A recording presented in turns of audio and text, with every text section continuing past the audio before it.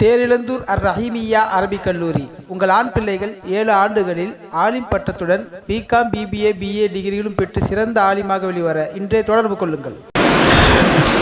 நம்முடைய அஹ்லுசுன்னத் ஜமாத் கொள்கை விளக்கு மாநாட்டுடைய 2ஆம் அமர்வு நிகழ்ச்சி, கேள்வி பதில் நிகழ்ச்சி. ஒரு சகோதரர் கேட்டிருக்கிறாங்க, இறைநேசர்களின் மன்னர்களுக்கு சென்று ஜியாரத் செய்யலாமா, தர்காவுக்கு போய் ஜியாரத் செய்யலாமா அப்படின்னு கேட்டிருக்கிறாங்க. இன்ஷா அல்லாஹ் அந்த கேள்விக்கு மரியாதைக்குரிய ஜலாலுத்தீன் அன்வாரஸ் அவர்கள் பதில் சொல்வார்கள். இன்ஷா அல்லாஹ்.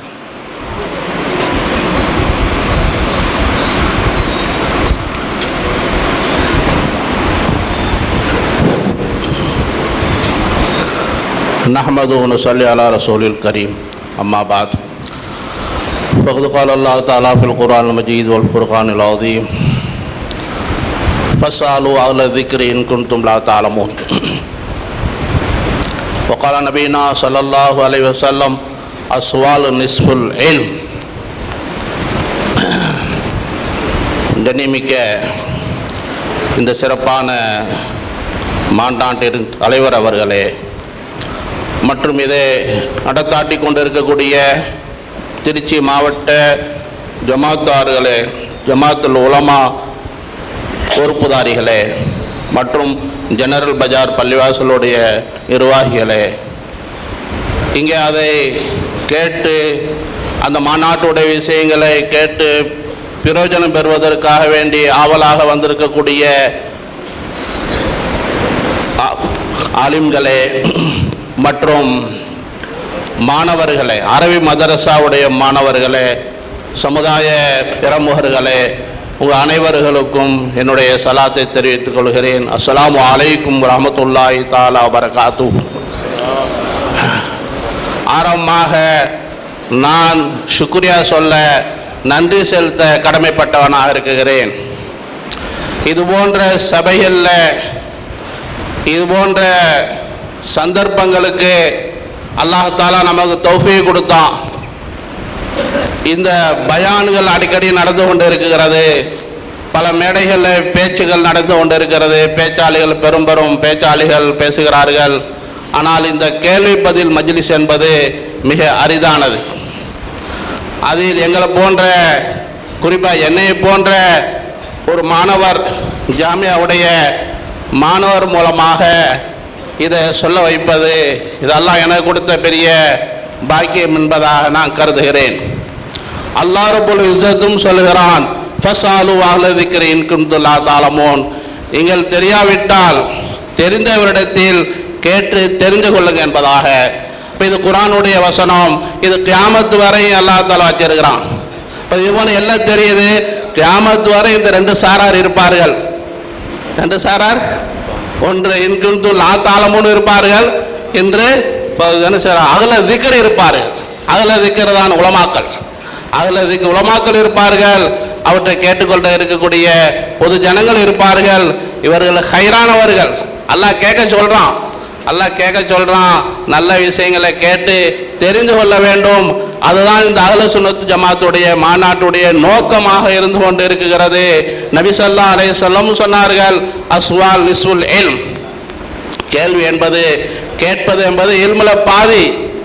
எந்த அளவுக்கு நம்ம கேள்விகள் கேட்போமோ அந்த அளவுக்கு இல்மு அதிகமாகிட்டே போகும். இப்போ நேரத்துடைய அருமையை கருதி நான் என்னுடைய விஷயத்துக்கு வந்து விடுகிறேன்.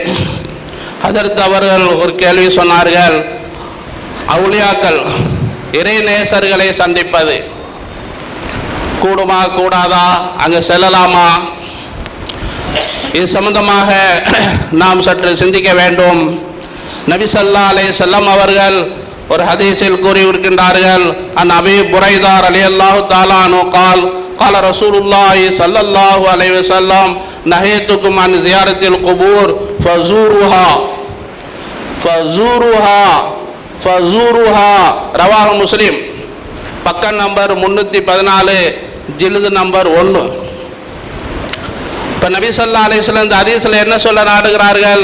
ஆரம்பத்தில் நான் ஜியாரத்து குபரை தடுத்தேன், கபூர் ஜியாரத்துக்கு செல்லாதீர்கள், அங்கு போவாதீர்கள் என்பதாக நான் தடுத்தேன். நஹைத்துக்கும் ஆனால் அப்புறம் சொன்னார்கள் ஃபஸூருஹா, நீங்கள் சந்திகள், ஜியாரத் செய்க என்பதாக அமர் ஏவுகிறாரு ஸல்லல்லாஹு அலைஹி வஸல்லம். ஏன் தடுத்தார்கள்? ஏன் அனுமதி கொடுத்தார்கள்? சற்று சிந்திக்க வேண்டும். ஆரம்ப காலம் சஹாபாக்கள் இஸ்லாத்தை ஏற்றார்கள். அந்த சமயத்தில் எப்படி இருந்தது? காபத்துல்லாவில் சுமார் 360 சிலைகள் தான் இருந்துச்சு. எத்தனை சிலை? ஒரு சிலை, 2 சிலை இல்லை. காபத்துல்லாவில் 360. ஒவ்வொரு விஷயத்துக்கும் ஒரு சிலை. உணவா, அதுக்கு ஒரு சிலை. உடையா, அதுக்கு ஒரு சிலை. காசா, அதுக்கு ஒரு சிலை. பணமா, அதுக்கு ஒரு சிலை. கல்வியா, அதுக்கு ஒரு சிலை. ஒருத்தர் பயணம் போகணுமா, அதுக்கு ஒரு சிலை.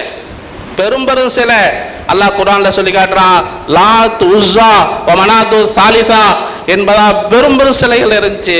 அதன் மூலமாக அவர்கள் தன்னுடைய உதவிகளை நாடிக்கொண்டிருந்தார்கள். அங்கிருந்து வந்தவர்கள் தான் சஹாபாக்கள். சஹாபாக்கள் ஒன்றும் புதுசா வெளியூர்ல இருந்து வரல. ஹிஜாஸ் அந்த மக்காவில் உள்ளவர்கள் தான் சஹாபாக்கள். ஹதரத் அபூபக்கர், ஹதரத் உமர், ஹதரத் உஸ்மான், ஹதரத் அலி, சொல்லிக்கிட்டே வரலாம். 1,00,000 சொச்ச சஹாபாக்கள் அந்த மக்கா மதீனாவாசிகள் தான். அந்த மக்காவுடைய சூழ்நிலை அப்படி இருந்துச்சு. அப்போ ஆரம்ப காலத்தில் நபி ஸல்லல்லாஹு சொன்னார்கள், போவாதீர்கள். ஏன்? போனால் திருப்பி அந்த சிந்தனை வந்துடலாம். இப்போ நீங்கள் காலம் பூரா 40 வருஷம், 50 வருஷம், 30 வருஷம் அந்த சிலைகள்கிட்ட கேட்டுக்கொண்டு இருந்தீர்கள், எங்களுடைய தேவையை பூர்த்தி செய்யணும்னு சொல்லி. இப்போ தான் இஸ்லாத்துக்கு வந்திருக்கிறீர்கள். திரும்பி போனால் திரும்பி மாறலாம். இன்னைக்கு மாறுதா இல்லையா?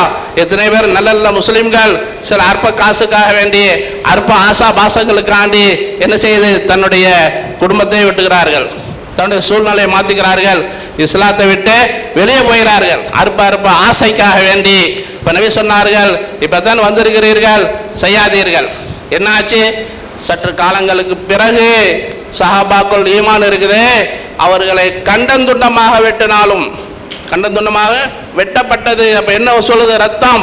அஹத் அஹத் அஹத், அல்லாஹ் ஒருவன், அல்லாஹ் ஒருவன்.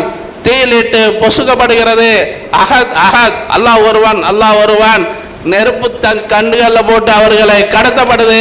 அது ஹுபைப் ரலியல்லாஹு தஆலா அன்ஹு இடுப்பு அப்படியே எரிஞ்சு ஊனமா ஓடி எலும்புதான். இதே போன்று சட்டி, எண்ணெய் சட்டியில் போட்டு பொரிக்கப்படுகிறது.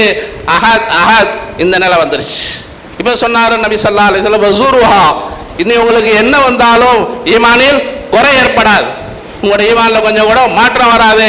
வஸூருஹான்னு சொன்னார்கள். சஹாபாக்கள் சென்று சந்தித்தார்கள். ருவாய் முஸ்லீமில் இருக்கு. ஆனால் சிலர் என்ன சொல்கிறார்கள்? ஜியாரத்துக்கு போகக்கூடாது. ஹதீஸில் இருக்கா? எங்கே இருக்கு? குர்ஆன்ல இருக்கா? அங்கே இருக்கா? இங்கே இருக்கா? இது சியாசித்தாவுடைய ஹதீஸ். சியாசித்தாவில் புகாரி 1ஆம் நம்பர், 2ஆம் நம்பர் ரிவாயத் முஸ்லீம் ஹதீஸ் 2ஆம் நம்பரில் இருக்கு. 6 ஹதீஸ் கிரந்தங்கள் குர்ஆனுக்கு பிறகு. அந்த 6 ஹதீஸ் கிரந்தங்களில் 2வது கிரந்தமாகிய முஸ்லீமில் இருக்கு. எடுத்து பார்த்துக்கலாம். நான் பக்கத்தை பார்த்து எழுதிட்டு வந்திருக்கேன், எடுத்துக்கலாம். அதே மாதிரி இன்னொரு ஹதீஸ், அது அபூ ஹுரைரா ரலியல்லாஹு தஆலா அன்ஹு قال ظهر النبي صلى الله عليه وسلم قبر امه فبكى وابكى من حوله وقال استاذنت ربي في ان استغفر لها فلم يؤذن لي واستاذنت في ان ازور قبرها فاذن لي. நபியை கேட்டிருக்கிறார். நபி ஸல்லல்லாஹு அலைஹி வஸல்லம் தன்னுடைய தாயை சந்திக்க, தாயுடைய கபரை போய் ஜியாரத் பண்ண கேட்டிருக்கார். ஏன் தாய் நபியை ஏற்றுக்கொள்ளல? வஃபாத் ஆயிட்டா. முதல் நபியாகிறதுக்கு முன்பதாகவே நபி ஸல்லல்லாஹு அலைஹி வஸல்லம் நபி பட்ட கிடைப்பதற்கு முன்பதாகவே சிறு பிராயத்திலே அவர் தாயும் இறந்து விட்டார்கள், தந்தையும் இறந்து விட்டார்கள். அந்த பாசத்தில் நபி கேட்கிறார்கள், கபரில் அழுகிறார்கள். அதை பார்த்து சஹாபாக்கள் அழுகிறார்கள். நபி கேட்கிறாரு, ரப்பி இஸ்தாதான் து ரப்பி, என்னோட ரப்பிடத்தில் அனுமதி கேட்டேன். ஆனால் ஃபலம் அஸ்தக்ஃபிர லஹா, அந்த தாய்க்கு பாவ மன்னிப்புக்கப்படுறதுக்காக வேண்டி ஃபலம் யோதான் எனக்கு அனுமதி கொடுக்கவில்லை. அல்லாஹ் அனுமதி கொடுக்கல. அப்போ எதுக்கு அனுமதி கொடுத்தான்? பஸ்தாதான் துஃபியானா அசூர பசூருஹா, கபரை ஜியாரத் பண்ணுறதுக்கு அனுமதி கொடுத்தான். நீங்கள் போய் சந்திங்க, ஜியாரத் பண்ணுங்க என்பதா. இப்போ இது மூலம் தெளிவாக தெரிகிறது நபி ஸல்லல்லாஹு அலைஹி வஸல்லம் ஜியாரத் பண்ணியிருக்கிறார்கள். இந்த ஹதீஸும் முஸ்லீமில் வருது. சியாசித்தாவுடைய 2வது கிதாபாகிய சஹீஹான சியாசித்தான சஹீஹான கிரந்தங்கள், அதில் 2வது அதில் வருகிறது. பக்கம் 314 பக்கம் எழுதி வச்சுங்க. சொல்லிட்டு சொல்கிறார்கள், இந்த கபூர் ஜியாரத்தினால் என்ன நடக்கும்? வைனஹா துதக்கிருல் மௌத், நீங்கள் அங்கே சென்றால் உங்களுக்கு என்ன ஏற்படும்? மௌத்துடைய ஞாபகம் ஏற்படும்.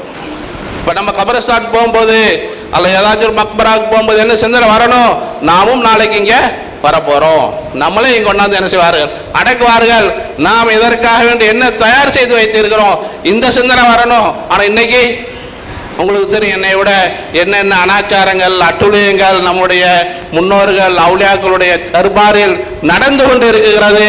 அதனால தான் மற்றவர்களும் யோசித்து கொண்டு இருக்கிறார்கள். பிறகு அதே மாதிரி இன்னொரு ஹதீஸ் நிறைய இருக்கான். அப்துல்லா மசூத் ரலியல்லாஹு தஆலா அன்ஹு அன்ன ரசூலுல்லாஹி ஸல்லல்லாஹு அலைஹி வஸல்லம் قال كنت نهيتكم عن زيارة القبور فزورها فإنها تزهد في الدنيا تذكر الآخرة. நீங்க கபர் ஜியாரத் பண்ணுங்க, அதனால உங்களுக்கு என்ன ஏற்படும், உலகத்துல பற்றற்ற தன்மை ஏற்படும், உலகத்துல பயம் ஏற்படும், சாதாரண நிலை ஏற்படும். நான் எப்படி உலகத்துல வாழணும், சாதாரண முறையில் வாழணும், ஆகிரத்துடைய சிந்தனை ஏற்படும். இது இவங்க வருது ரவாஹு இப்னு மாஜா, ரவாஹு இப்னு மாஜா, இது சியாசித்தாவுடைய ஹதீஸ். இப்னு மாஜா பக்கம் நம்பர் 114.